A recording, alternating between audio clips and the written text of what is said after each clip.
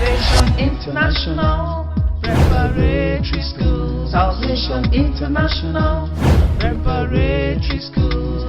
A place to be, a school to go.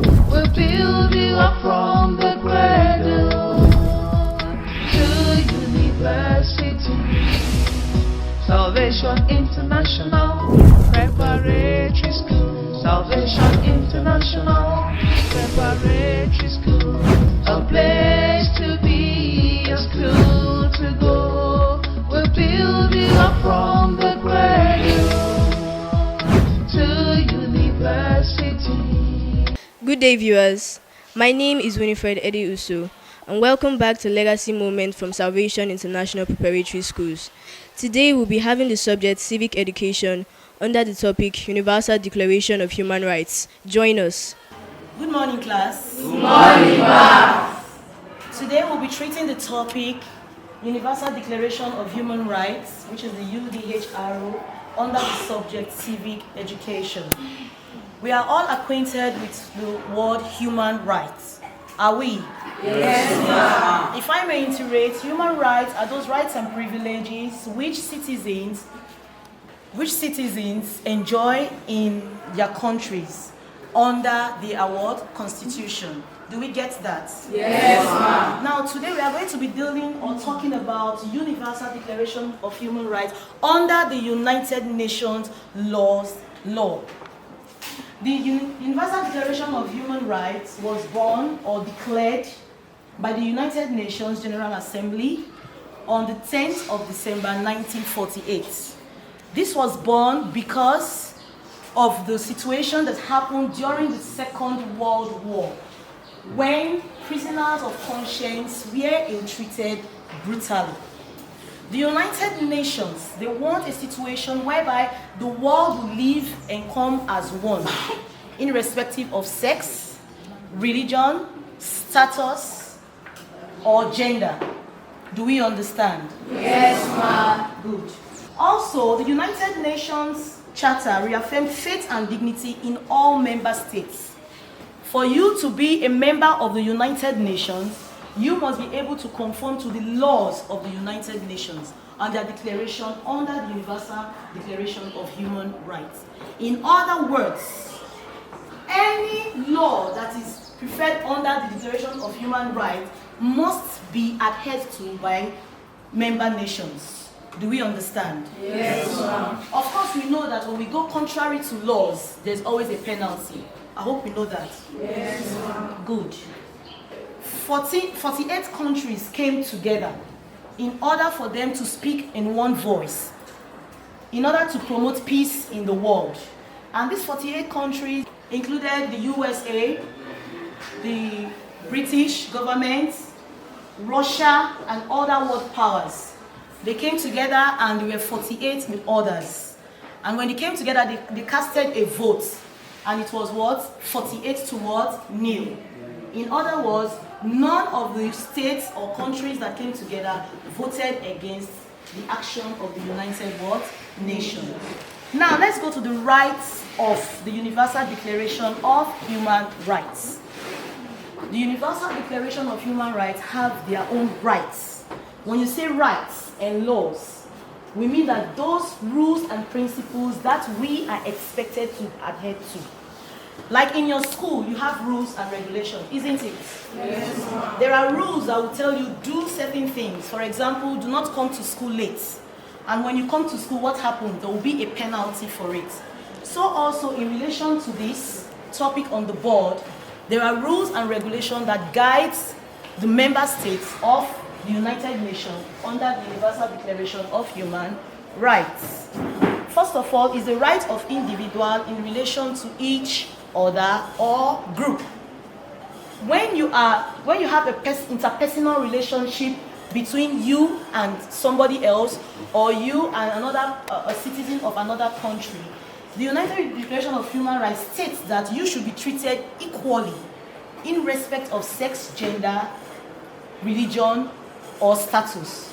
You should be treated equally. You should be taken so intimate. You should be treated as one of them. There are a lot of us that travels from our country to other countries. I hope we know that racism still exists. Yes, ma'am. Now, under this law, they are simply telling us that there are certain things that should be what? Put aside in order for citizens, or in order for us to live together in peace in the whole world. So when you interact with each other, you interact in peace, in unity, even your tone, your tonation, even the way you talk, your balance, the way you interact with people matters a lot. It is the way you interact with people that will make people to what? Give you that open arms in order for them to live peacefully or coexist with you. So whatever we do, when we take our behavior from our shores to another country, we should be able to what? Live in peace, promote ourselves in the manner that others will what? Will receive us. Do we understand? Yes, ma'am. Now the other one is what? Right of basic principles of dignity.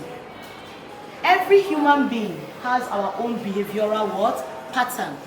We have the way we do things, we have the way we set our goals and our principles. But one thing we should realize is that we all do not come from a particular race, true or false. So in other words, our races, our phenomena, our norms and values are what? Different. And so the Universal Declaration of Human Rights states that people should be treated all over the world, irrespective of where you come from or what you belong to, with dignity. Equality is a very key word. Equality. Equality. This is mostly suffered by those from the poor class or the low class countries or the third world countries. So everybody should be treated equally under what? The Universal Declaration of Human Rights. We also have the cultural and the social rights. Cultural and the social rights. We are all acquainted with the word culture. Culture depicts our norms, depicts our values, depicts our belief, what we believe, what we practice in our motherland. So it is said that we can take this our culture outside the shores of our country, irrespective of how we believe, as far as we do not use it to cause menace in another place. As a parent, I have always asked, how can I prepare my children for the infrastructural development and socio-economic evolution of the next decade? With the ongoing speed of globalization, how can I position my children to perform excellently in a rapidly changing society? The answer is and has always been to give them a solid foundation, academically, spiritually, and morally. Salvation International Preparatory Schools, with her team of highly qualified tutors, conducive environment for learning, state-of-the-art computer and science laboratories coupled with quality day and boarding facilities, is the place to be. For more information, contact 080-233-76135. SIPS remains the birthplace of leaders. So our culture should be what? Respected and uplifted, and which too should also respect the culture of those that lives around us or those we meet. Also, we have what? Economic rights. When we say economic rights, we simply mean that we can freely do trade from our borders to other borders. Trade in sincerity. Trade in what? Sincerity. We should be stern and sincere and straightforward when we do or engage into economic business with other parts or people of the world. And when we talk about trades, we're talking about what? What we have in our country that we can what? Produce and sell to other what? Countries. That will what? In return give us what? Economic value. In other words, when we trade with other countries, we expect other countries to also what? Trade with us. So we do it vis-a-vis. We know that what? We are keeping what? Trade and economic what? Unity. In other words, the Universal Declaration of Human Rights preached about what? Peace, intelligence, unity, upliftment, and togetherness in brotherhood. Do we understand? Yes, ma'am. To wrap the topic up, are going to what? Reiterate what we have what or what I have taught you. I started by saying that the Universal Declaration of Human Rights is a declaration that was adopted by the United Nations General Assembly on the 10th of what? December 1948. With how many countries coming together? 48. Coming together. And the vote was what? 48 against what? Very good. Alright, can someone tell me the principal reason why the Universal Declaration of Human Rights was adopted by the United Nations? The United Nations adopted the Universal Declaration of Human Rights due to the barbaric nature of the World War II and because how the prisoners of war or conscience were treated badly by the owners of the war. Can we give a round of applause there? Alright. Now, if I may ask, rights of the Universal Declaration of Human Rights. I want somebody to stand up and tell us 3 rights under the Universal Declaration of Human Rights. We have the social and cultural rights, economic rights, and spiritual rights. Thank you, Prince Will, for that beautiful answer. So, for the sake of the next class, we will be looking at the 7 cause freedom of Universal Declaration of Human Rights. I want to let you know that the Universal Declaration of Human Rights has 7 cause, otherwise known as what? The 7 what? Paragraphs. So the first paragraph is that the recognition of human dignity of all people is the foundation of justice and peace in the world. The second is it observes that disregard and contempt of human rights have resulted in barbarous acts which have outraged the conscience of mankind and that of 4 of the core freedom. So for the next class, we are going to be looking at the 7 cause of Universal Declaration of Human Rights. Do we understand? Yes, ma'am. Thank you. As a parent, I have always asked, how can I prepare my children for the infrastructural development and socio-economic evolution of the next decade?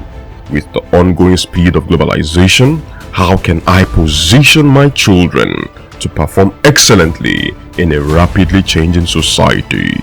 The answer is and has always been to give them a solid foundation. Academically, spiritually, and morally. Salvation International Preparatory Schools, with her team of highly qualified tutors, conducive environment for learning, state-of-the-art computer and science laboratories coupled with quality day and boarding facilities, is the place to be. For more information, contact 080-233-76135. SIPS remains the birthplace of leaders. Hope it was interesting and educative. Join us again for another episode of Legacy Moments. Bye. Salvation International Preparatory School. Salvation International Preparatory School. A place